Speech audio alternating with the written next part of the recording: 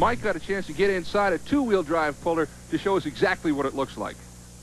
I'm sitting inside Darth Invader, the two-wheel drive pulling vehicle that'll be on hand here tonight. When this vehicle leaves the starting line, the driver on the inside is very, very busy. The right hand operates the throttle that controls the engine power. When the front end comes up in the air, the steering wheel becomes inoperable. At that time, he controls the vehicle with the right and left brake. If the vehicle drifts from one side to the other, he will touch the brake to make the vehicle come around and control it. Also, 3 gauges on the inside is all the gauges that are operating during the pull. The oil pressure gauge, the tachometer, and the oil temperature gauge. Now, very seldom does the driver have a chance to look at these gauges as he goes down the track. But when he shuts down on the end of the pull, he'll be able to look at them, know the condition of the motor, and hopefully be running when he quits. This is one of the vehicles to watch tonight in competition. And we are back at Albany, Georgia, here at the Budweiser Ford USHRA Truck Pull Winter Nationals. And we are just about set for the two-wheel drive competition. And I mean a showpiece out on the floor right now. That is the Darth Invader. It's an 88 Chevy ASTRO van with Mike Slater at the wheel. Mike Slater driving for George Stinnett. This truck just completed about the 3rd hook that it's had on it. It's brand new, and it is one beautiful piece of truck. The inside, the outside, all of this truck is absolutely spotless. Now, Mike doing the driving tonight, driven 4-wheel drives for years and years, and just taking over when George cannot travel with the truck. Mike takes over and drives it. These are supercharged engines. They're pumping out about 1,500 horsepower. Wow. They're double tough. They're two-wheel drive. The front end's going to get high in the air, and we're going to see some great pulling coming up in this class. The Darth Invader out of Grand Blanc, Michigan. Black out of the chain. It's time to go to work. He's the 10th puller in the class. First one to go to the sled. Let's see what happens with a beautiful van.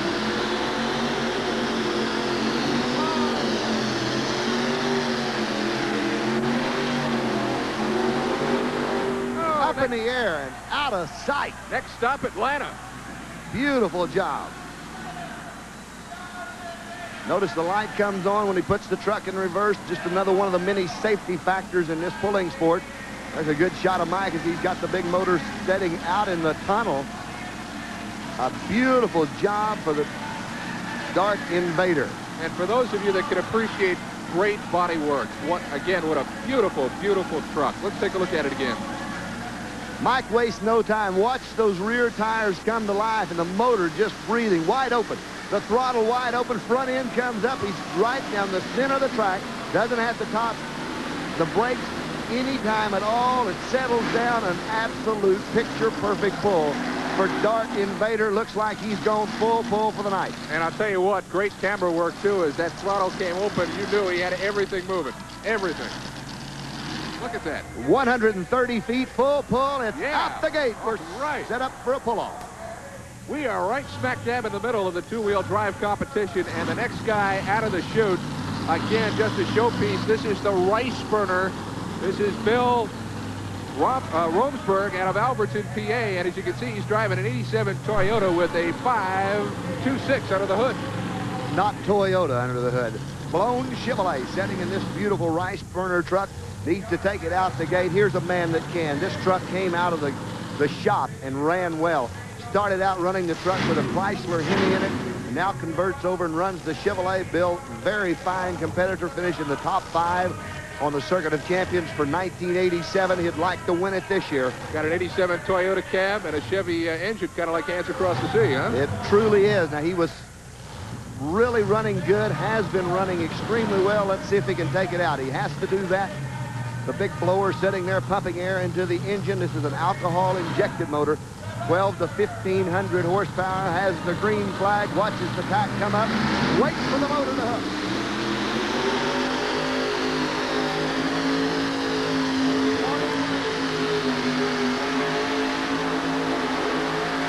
Whoa. Just a beautiful pass. The tires never left the ground till right at the end, picked it up, got a little weight transfer on it. A great job for the Rice Burner. I want to see this again because it was kind of herky-jerky to start, but then it really settled down in a hurry, didn't it? Let the tires hook into the track, what he did on the starting line area. He's going to roll with the sled, just letting the tires settle in. He just hooked the tires up. puff out smoke, and here he comes. The tires are up. The front end just skipping across the top. Wait. Front end comes up. The Toyota goes out. A beautiful job. We're into a pull-off. Wow. Now there you see it, the rice burner from Alverton, PA, the full pull, 130 feet. And as Mike said, we're in a pull-off situation right now. All right. All the noise, and I mean not only breathing fire, but just looking on fire. This is Bob Bauman in the Telstar, and he is out of Saxonburg, PA. It's an 87 GMC, but it's got a few more doodads than that, doesn't it, Mike? It's a Jimmy, and there's a good shot, and look down the top of it, and you can see where they have split the back of the truck and widened it, making it set down over the tires. It's a lowrider version. Under the hood, a 575 cubic inch aluminum version of a Chevrolet. It's a Rodak, built by a gentleman named John Rodak out in California, as originally for a boat racing, and found a home in this pull world, and they are one really tough piece of equipment. A fabulous paint job as Bob Bauman sets down to go to work. Bob and his beautiful wife, Pam, are in the busing business. They have a number of buses in Saxonburg. Now, for Bob to be in the running for the #1 money, he's got to go full pull, 130 foot to the mark.